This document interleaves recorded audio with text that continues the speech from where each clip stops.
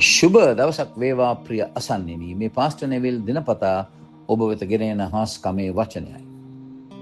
අද ජූනි මාසයෙන් 9 වෙනිදා 2026 වර්ෂය. ජේසුස් ක්‍රිස්තුස් වහන්සේගේ උතුම් වූ නාමයෙන් මම ඔබට පළමුව ආශිර්වාද ගෙන එනවා. ප්‍රියදර දරුවනි, අද ජීවනයේ කෑම පළවෙනි තිමෝති දෙවන පරිච්ඡේදයේ 5 වෙනි වගන්තියෙන් අපි මෙනෙහි කරන්නට යනවා. අපේ තේමාව ජේසුස් ක්‍රිස්තුස් වහන්සේ මේ පෘථිවියට පැමිණියේ ඇයි කියන එක. අපි ඊයේ කතා කරේ පළවෙනි තිමෝති පළවෙනි පරිච්ඡේදයේ 15න්. අද කතා කරන්නේ පළවෙනි තිමෝති දෙවන පරිච්ඡේදයේ 5න්. මක්නිසාද ඇත්තේ එක දෙවි කෙනෙක් සහ දෙවියන් වහන්සේටත් මනුෂ්‍යයන්ටත් අතරේ එක මැදිහත්කාර කෙනෙක් කියලා. එතකොට මනුෂ්‍යයන් අතරේ කියලා කියන්නේ මේ මිනිස් සංහතිය අතරේ. මිනිස් සංහතිය අතරේ එක්කෙනයි ඉන්නේ. මක්නිසාද ඇත්තේ එක දෙවි කෙනෙක්. අපි දන්නවා දෙවියන් වහන්සේ එක දෙවි කෙනයි.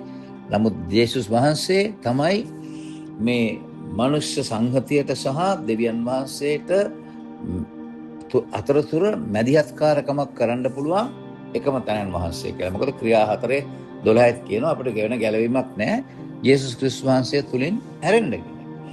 ඉතින් මේ ජේසුස් ක්‍රිස්තුස් වහන්සේගේ ස්වභාවය ගැන කල්පනා කරපුවම අපිට තේරෙනවා උන්වහන්සේ සම්පූර්ණයෙන්ම දෙවියන් වහන්සේ.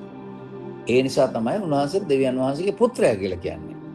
ඒ වගේම උන්වහන්සේ සම්පූර්ණයෙන්ම මිනිසෙක්. ඒ නිසා තමයි උන්වහන්සේට මනුෂ්‍ය පුත්‍රයා කියලා කියන්නේ. එතකොට ඒ දෙවියන් වහන්සේගේ පුත්‍රයා දෙවියන් වහන්සේව නියෝජනය කරනවා. මනුෂ්‍ය පුත්‍රයා මුළු මිනිස් සංගතියම යෝජනය කරනවා. එතකොට උන්වහන්සේට තමයි මැදිහත්කාරයෙක් හැටියට යන්න පුළුවන්. ඒකයි බයිබලයේ කියන්නේ දෙවියන් වහන්සේටත් මනුෂ්‍යයරත් අතරේ එක මැදිහත්කාරය. වෙන වෙන අයව මැදිහත්කාරකම් කරන්න දාන්න බෑ. එක මැදිහත්කාරය ඉන්නේ. යාගේ නම ජේසුස් ක්‍රිස්තුස් වහන්සේ. ඉතින් උන්වහන්සේ මේ ශුද්ධ වූ දෙවියන් වහන්සේ සහ පෞකාර ස්වභාවයක් තියෙන මනුෂ්‍ය සංගතිය මැද මැදිහත්කාරකමක් කරන්න පුළුවන් වන්නේ උන්වහන්සේ කළ පූජාව කරනකොටගෙන. අන්න ඒ නිසායි උන්වහන්සේ මැදිහත්කාරකම් කරන මනුෂ්‍යයා වෙන්නේ. එතකොට නමුත් ගැලවීම හැම කෙනෙකුටම පොදුයි. ඒ උන්වහන්සේගේ සදාකාල පූජාව විශ්වාස කරන ඕනෑම කෙනෙකුට ගැලවීම ලබන්න පුළුවන්.